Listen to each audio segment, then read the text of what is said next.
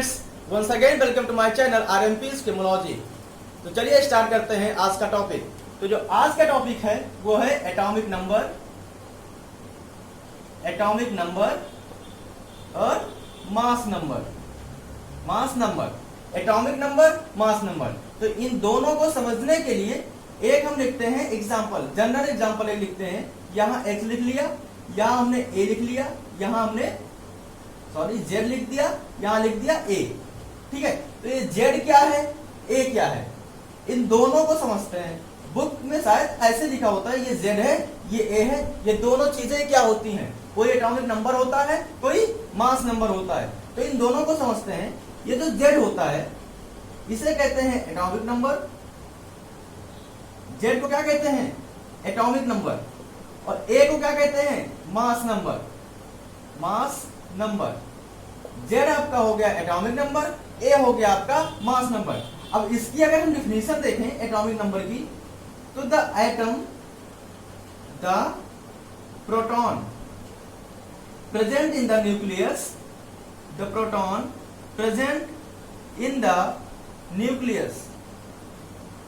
Of atom. The proton present in the nucleus of atom is called atomic number। इसका क्या मतलब हुआ कि the proton present in the nucleus,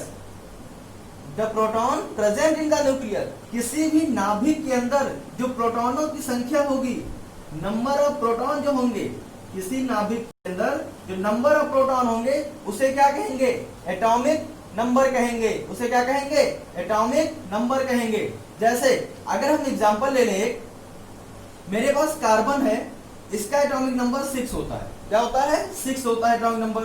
अब अगर इसमें बात करें तो इसमें नंबर ऑफ प्रोटॉन कितने होंगे, 6 होंगे। अगर कार्बन की बात कर रहे हैं तो नंबर ऑफ प्रोटॉन कितने होंगे, 6 होंगे। अगर हम हाइड्रोजन की बात करें तो इसमें नंबर ऑफ प्रोटॉन कितने हैं, 1 है। अगर हम सोडियम की बात करें तो इसमें नंबर ऑफ प्रोटॉन कितने हैं, 11 है। तो इसलिए इसका एटॉमिक नंबर 6 होता है, इसका एटॉमिक नंबर 11 होता है, इसका एटॉमिक नंबर 1 होता है। लेकिन अगर हम कहें कि number of electron atomic number क्यों नहीं होता है, नंबर ऑफ इलेक्ट्रॉन जो होता है वो एटॉमिक नंबर क्यों नहीं होता है, तो इसके लिए एक अलग से एग्जांपल यहां लेकर के समझते हैं। अगर हमारे पास यहाँ सोडियम है और यहाँ भी क्या है, सोडियम है, ये सोडियम आयन है, ये क्या है, मेटल है, ऐसे फ्री मेटल ये है, और ये सोडियम आयन है। इसका भी ये एटॉमिक नंबर 11 होता है, इसका भी एटॉमिक नंबर 11 होता है। तो अगर हम बात करते हैं कि नंबर ऑफ इलेक्ट्रॉन जो होता है वो एटॉमिक नंबर होता है, तो ये चीजें गलत हो जाती। क्यों, इसके पास जो इलेक्ट्रॉन है वो 10 इलेक्ट्रॉन है, लेकिन यहाँ कितने इलेक्ट्रॉन है, यहाँ 11 इलेक्ट्रॉन है। इलेक्ट्रॉनों में क्या हुआ, डिफरेंस आ रहा है, लेकिन नंबर ऑफ प्रोटॉन कितने हैं, नंबर ऑफ प्रोटॉन यहाँ भी 11 है और यहाँ भी 11 है। इसीलिए क्या होता है, जो नंबर ऑफ प्रोटॉन होता है उसे हम कहते हैं क्या, atomic number. Number of proton को हम एटॉमिक नंबर कहते हैं, ना कि नंबर ऑफ इलेक्ट्रॉन को। तो आई होप यहां तक की बातें समझ में आई होंगी आपको। तो इसके बाद जो बात करते हैं हम, अगला जो है वो है मास नंबर। लेट मी रब आउट दिस मास नंबर। तो अगर हम बात करें कि मास नंबर क्या होता है, मास नंबर, तो मास नंबर जो होगा किसी भी नाभिक में उपस्थित प्रोटॉनों की संख्या और न्यूट्रॉनों की संख्या के योग को हम क्या कहते हैं, मास नंबर कहते हैं। Number of proton plus number of neutron present inside the nucleus, number of proton, number of neutron present inside the nucleus is called mass number. उसे क्या कहेंगे, मास नंबर कहेंगे। किसी भी परमाणु में प्रोटॉनों की संख्या और न्यूट्रॉनों की संख्या के योग को क्या कहते हैं, मास नंबर कहते हैं। इसका भी अगर हम एग्जांपल ले लें, अगर इसका एग्जांपल है, हमारे पास हीलियम है, हीलियम का 2 होता है एटॉमिक नंबर और 4 होता है क्या, एटॉमिक मास या मास नंबर। तो अगर इसको हम समझें कि नंबर ऑफ प्रोटॉन और नंबर ऑफ न्यूट्रॉन कितने हैं, तो हीलियम के पास जो नंबर ऑफ प्रोटॉन होते हैं, नंबर ऑफ प्रोटॉन जो है यहाँ वो 2 है और नंबर ऑफ न्यूट्रॉन कितने हैं, वो भी 2 है। तो अगर 2 और 2 दोनों मिलाएंगे तो क्या हो जाएगा, 4 हो जाएगा। तो ये क्या हुआ, नंबर ऑफ जो नंबर ऑफ प्रोटॉन और नंबर ऑफ न्यूट्रॉन मिलकर के क्या बना रहे हैं, मास नंबर बना रहे हैं। तो ये क्या है, ये इसका मास नंबर है। एक और अगर हम एग्जांपल लें तो मेरे पास अगर कार्बन है, कार्बन 612 इसका है। ये आइसोटोप्स होते हैं क्योंकि कार्बन के 2 आइसोटोप्स होते हैं, अभी इसके बारे में डिस्कस करते हैं। तो क्या हुआ कि इसका 6 एटॉमिक नंबर है और 12 क्या है, एटॉमिक वेट है या मास नंबर है। तो अगर हम देखें मास नंबर क्यों है, क्योंकि इसके पास 6 प्रोटॉन है और 6 क्या है, न्यूट्रॉन है। अगर इन दोनों को हम ऐड करेंगे तो क्या हो जाएगा, 12 हो जाएगा। और ये क्या है, यही तो है मास नंबर। 6 + 6 = 12। 12 क्या है, मास नंबर है। तो आई होप यहां तक की बातें समझ में आई। एटॉमिक नंबर क्या होता है और मास नंबर क्या होता है, और इसको रिप्रेजेंट कैसे करते हैं उसको मैंने स्टार्टिंग में ही बता दिया। अब जैसे इसमें कहते हैं कि बहुत सारे एलिमेंट ऐसे हैं कि जिसके क्या होते हैं, एटॉमिक नंबर जो है वो तो सेम है, लेकिन जो मास नंबर वो क्या है, डिफरेंस है। अब जैसे इसके लिए हम देखते हैं, हाइड्रोजन हमारे पास है 1H1, हाइड्रोजन हमारे पास है 1H2 और हाइड्रोजन हमारे पास है 1H3। ये क्या है, ये एटॉमिक नंबर है और ये क्या है, ये मास नंबर है। ठीक, ये क्या हो गया, मास नंबर हो गया, ये क्या हो गया, एटॉमिक नंबर हो गया। एटॉमिक नंबर क्या है, एटॉमिक नंबर क्या है, डिफरेंट है। एटॉमिक नंबर सॉरी सेम है, एटॉमिक नंबर क्या है, सेम है, लेकिन मास नंबर क्या है, मास नंबर क्या है, वो डिफरेंट है।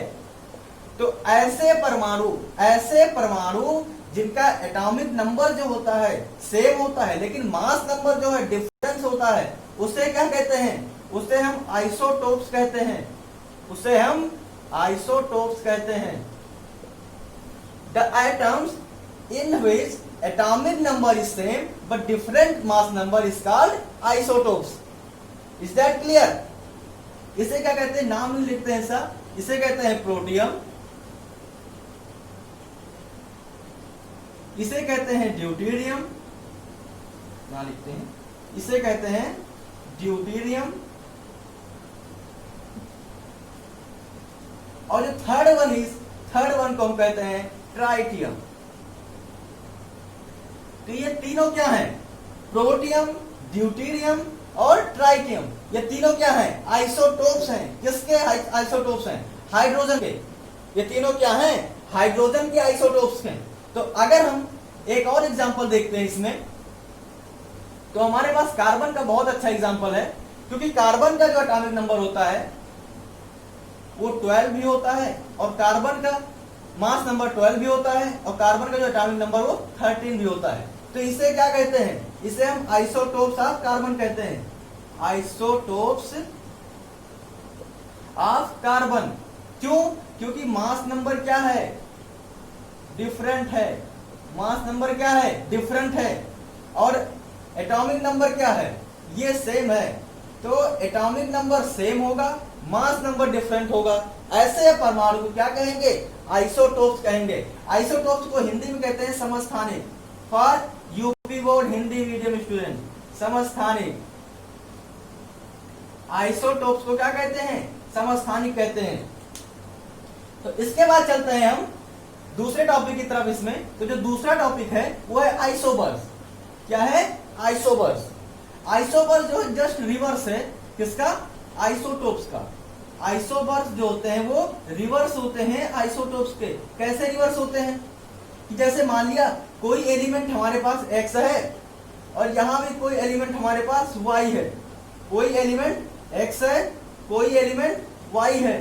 हमने देखा कि इसका जो एटॉमिक नंबर है वो A है, इसका एटॉमिक नंबर B है, लेकिन मास नंबर क्या देखा, मास नंबर इसका C है और इसका भी मास नंबर क्या है, C है। इसका मीन्स क्या हुआ कि A और B डिफरेंट है, लेकिन C क्या है, वो तो सेम है। मतलब मास नंबर जो है वो सेम है, ए बी क्या है, डिफरेंट है। तो इसे क्या कहेंगे, A be different, mass number same, क्या कहेंगे, आइसोबर कहेंगे। आइसोबर को हिंदी में क्या कहते हैं, संभारिक। क्या कहते हैं, संभारिक कहते हैं। Atomic numbers different, mass number same, संभारिक। और atomic number same, mass number different, atomic number same, mass number different, isotope means समस्थानिक। बातें क्लियर हुई। अब देखते हैं एग्जांपल।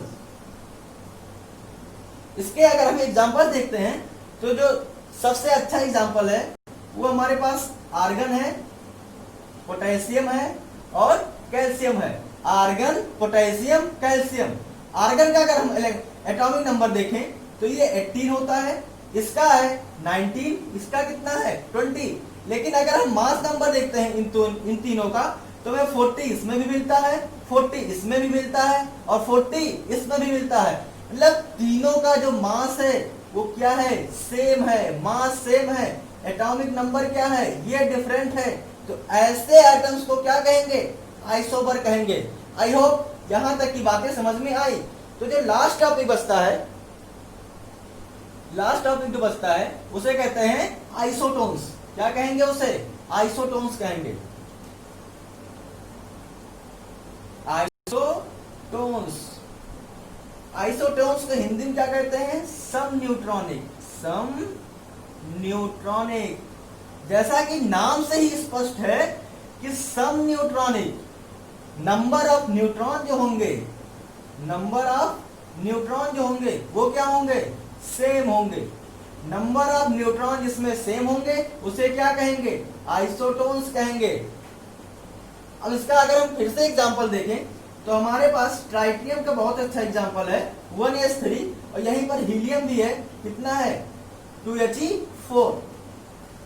अगर यहां देखते हैं 2He4, यहां देखते हैं 1He3, मास नंबर डिफरेंट है, मास नंबर डिफरेंट है, एटॉमिक नंबर डिफरेंट है, एटॉमिक नंबर डिफरेंट है, लेकिन फिर सेम क्या है, सेम है नंबर ऑफ न्यूट्रॉन। क्या है, नंबर ऑफ न्यूट्रॉन जो है वो सेम है। इसके पास जो नंबर ऑफ न्यूट्रॉन है वो क्या है, नंबर ऑफ न्यूट्रॉन इसके पास 2 है और इसके पास क्या है, इसके पास भी नंबर ऑफ न्यूट्रॉन कितने हैं, 2 है। अगर इसके पास भी नंबर ऑफ न्यूट्रॉन 2 है, इसके पास भी नंबर ऑफ न्यूट्रॉन 2 है, मतलब नंबर ऑफ न्यूट्रॉन जो है वो सेम है। तो ऐसे जो परमाणु होंगे उन्हें क्या कहेंगे, आइसोटोन्स कहेंगे। यहां तक की बातें समझ में आई। अब आगे हम बढ़ते हैं, एक बात और आपको बता देते हैं आइसोटोप्स और आइसोबर के बारे में। एक तरफ लिखते हैं आइसोटोप्स और यहां लिखते हैं आइसोबर। ठीक, अब आइसोटोप्स और आइसोबर की एक जो सबसे मेन बात है वो ये है कि इसमें नंबर ऑफ प्रोटॉन क्या होते हैं, सेम होते हैं। नंबर ऑफ प्रोटॉन क्या होंगे, सेम होंगे। क्लियर। इसमें क्या होगा, नंबर ऑफ प्रोटॉन डिफरेंट होंगे as well as number of neutron भी डिफरेंट होंगे। क्या बात हुई भैया, नंबर ऑफ प्रोटॉन भी डिफरेंट और नंबर ऑफ न्यूट्रॉन भी डिफरेंट। तो इसका मतलब क्या हुआ कि जैसे वही एग्जांपल लेते हैं, मेरे पास था 18, आर्गन 40, 19 पोटेशियम 40 और उसके बाद 20 कैल्शियम 40। तो इसमें क्या था, नंबर ऑफ प्रोटॉन, इसको बात हटा देते हैं क्योंकि इसमें नंबर ऑफ प्रोटॉन क्या है, सेम है और नंबर ऑफ न्यूट्रॉन डिफरेंट है। इसकी तो बातें हो गई। इसके बाद इसमें अगर हम देखते हैं क्या है कि 18 नंबर ऑफ प्रोटॉन है, आर्गन में क्या है, नंबर ऑफ प्रोटॉन कितना है 18 है, तो नंबर ऑफ न्यूट्रॉन कितने हो जाएंगे 22 हो जाएंगे। क्यों, क्योंकि अभी बताया कि जो मास नंबर होता है, नंबर ऑफ प्रोटॉन और नंबर ऑफ न्यूट्रॉन का ऐड होता है, उसे क्या कहते हैं, मास नंबर कहते हैं। तो अगर हम 18 22 ऐड करते हैं तो क्या मिलता है, 40 मिलता है। ऐसे अगर हम पोटेशियम की बात करें तो नंबर ऑफ प्रोटॉन कितने हो जाएंगे इसमें 19 और नंबर ऑफ न्यूट्रॉन जो हो जाएंगे वो कितने हो जाएंगे इसमें 21। इन दोनों को ऐड करेंगे क्या आएगा 40।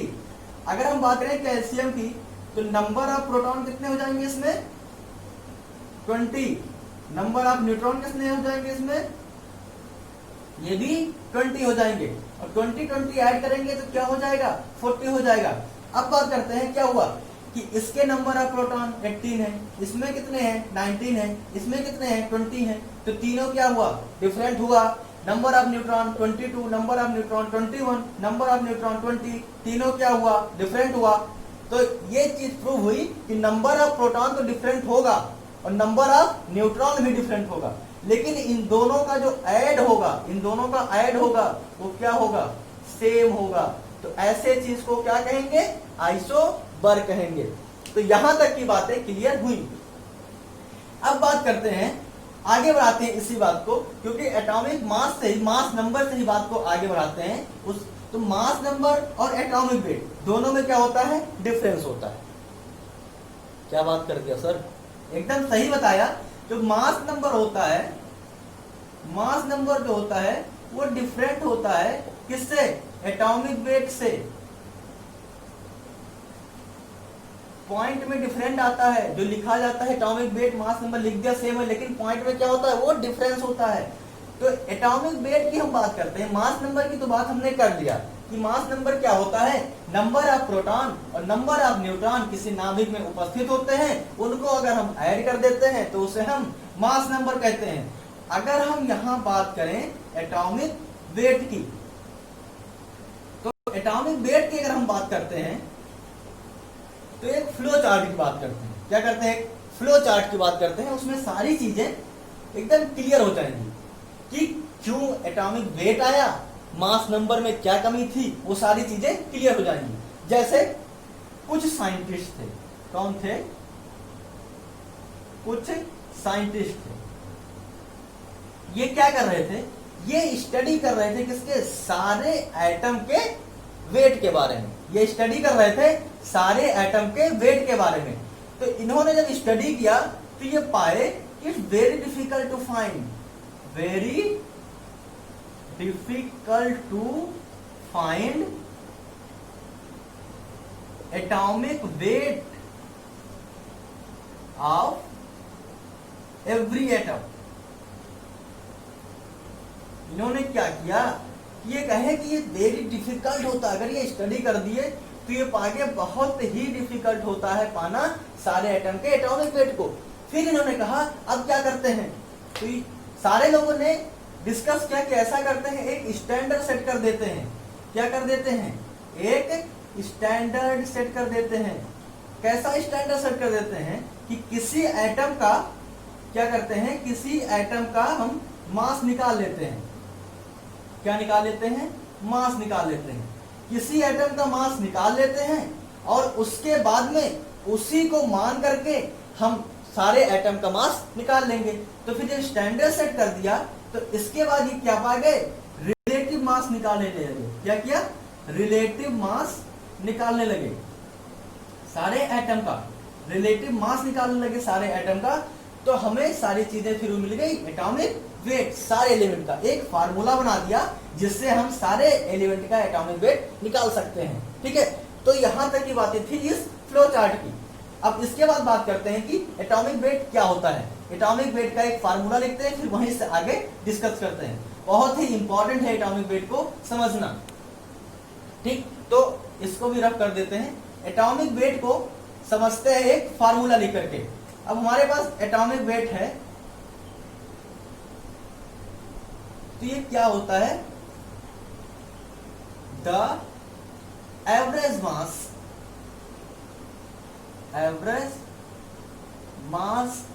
Of one atom. क्या होता है, average mass of one atom of element. ठीक, किसी भी एलिमेंट के एक एटम का जो एवरेज मास होता है उसको डिवाइड करते हैं किससे, 1/12 mass of one atom of carbon, mass of one atom of carbon. ये कार्बन क्यों लेते हैं, क्योंकि मास स्पेक्ट्रोमेट्री के द्वारा, मास स्पेक्ट्रोमेट्री के द्वारा जो मास ऑफ कार्बन निकाला गया वो एग्जैक्ट निकाला गया। मास ऑफ कार्बन निकाल लिया गया। ये कितना आया था, मास ऑफ जो कार्बन आया था वो आया था 1.67 इंटू 10⁻⁻24 ग्राम। इसका क्या हुआ, मास निकाला गया, किस मास स्पेक्ट्रोस्कोपी से कार्बन का जो मास निकाला गया वो कितना आया, 1.67 इंटू 10 टू द पावर 24। ठीक है, तो यहां तक की बातें हो गई, ये निकल के आया। अब क्या हुआ, अब पहले हम समझते हैं इस चीज को, इसको समझते हैं कि 1/12 mass of one atom of carbon कैसे निकालते हैं। तो अब देखिए क्या होता है कि कार्बन अगर हमारे पास है, ठीक है, कार्बन है तो इसमें क्या होते हैं, 6 प्रोटॉन होते हैं, 6 न्यूट्रॉन होते हैं, और क्या होता है 6 इलेक्ट्रॉन होता है। 6 कार्बन 12 की बात कर रहे हैं, इस आइसोटोप्स की बात हो रही है। 6 प्रोटॉन, 6 न्यूट्रॉन, 6 इलेक्ट्रॉन। तो अगर हम मास निकालेंगे वन एटम कार्बन का, वन एटम ऑफ कार्बन, तो हमें क्या मिलेगा कि हमें मास ऑफ प्रोटॉन निकालना पड़ेगा, मास ऑफ न्यूट्रॉन निकालना पड़ेगा, और मास ऑफ इलेक्ट्रॉन निकालना पड़ेगा। कितने कितने, 6 6 और 6। ठीक है, लेकिन फिर यह देखा गया कि जो मास ऑफ इलेक्ट्रॉन आया है, इसको मिटा देते हैं, जो मास ऑफ इलेक्ट्रॉन आया है वो क्या है, mass of electron is very very less then mass of proton and mass of neutron के। कितना कम होता है, जो मास ऑफ प्रोटॉन होता है वो होता है 1.6605 into 10 to the power -24 gram. Clear.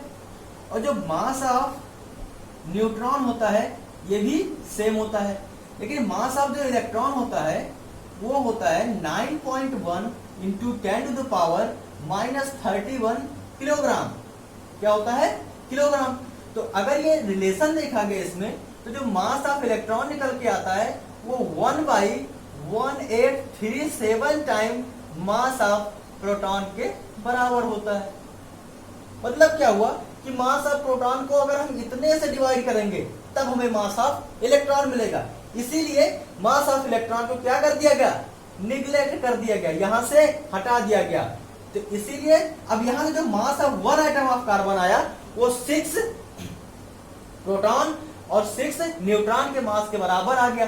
अब इसको समझते हैं कि फिर कितना निकलकर आया, कितना निकलकर आया। ठीक है, तो इसको समझते हैं कितना आया। तो ये आया क्या, 6 इंटू 1.66054 प्लस 6 इंटू 1.66054। अगर इसको कैलकुलेट किया तो आ गया 12 into 1.66054 into 10 to the power -24। यहां क्या था, 10 to the power -24 into 10 to the power -24। अब ये टोटल निकल के क्या आ रहा है कि ये चीजें जो होती हैं ये होती है 1 AMU। इसे क्या कहते हैं, 1 AMU कहते हैं। तो अगर हम कार्बन का मास देखते हैं एक एटम का, क्या निकल कर आ रहा है, 12 इंटू दिस, तो 12 AMU। क्या हो गया, 12 AMU। इसका जो मास निकल के आ रहा है 12 AMU निकल के आ रहा है। तो अगर हम इसको मिटा के देखते हैं, यहां क्या लिख सकते हैं, 12 AMU। अब 12 AMU तो लिख सकते हैं। अब हम 1 AMU की अगर डिफिनेशन देखें कि 1 AMU की डिफिनेशन क्या होती है, यहां से निकल के आती है, AMU का फुल फॉर्म क्या हुआ, एटॉमिक मास यूनिट। तो 1 AMU की जो डिफिनेशन यहां से निकल कर आती है वो होगा 1/12 into mass of 1 atom of carbon, mass of 1 atom of carbon. ठीक, तो ये बातें थी 1 AMU की। 1 AMU क्या होता है, 1/12 mass of 1 atom of carbon. तो अगर हम एग्जांपल लें हाइड्रोजन का, देखते हैं उसका एटॉमिक वेट क्या निकल कर आता है। तो हाइड्रोजन का अगर हम ले रहे हैं तो हमारे पास जो हाइड्रोजन का मास निकाला गया है, एवरेज मास हाइड्रोजन का, वो निकल के आया है 1.67 इंटू 10 टू द पावर -24 ग्राम। और 1 AMU क्या होता है, 1 AMU जो होता है वो होता है आपका 1.66054 इंटू 10 टू द पावर -24 ग्राम। ये 1 AMU हुआ, ये क्या हो गया, ये हाइड्रोजन का मास हो गया जो निकाला गया। तो अब हम एटॉमिक वेट अगर निकालेंगे हाइड्रोजन का, तो एटॉमिक वेट क्या निकल के आया, इसको डिवाइड कर देंगे इतने से। तो डिवाइड कैसे कर देंगे, 1.67 into 10 to the power minus 24 divided 1.66054 into 10 to the power minus 24। तो ये अप्रोक्सीमेटली 1.008 AMU आया। तो ये होता है हाइड्रोजन का एटॉमिक मास, एटॉमिक वेट। तो ऐसे हम आगे का निकाल सकते हैं। तो यहां तक की बातें थी आज के लेक्चर की। आगे के लेक्चर में हम लोग देखेंगे कि मोल कंसेप्ट क्या होते हैं और मोल कंसेप्ट के बारे में डिटेल पढ़ेंगे। Thank you for watching.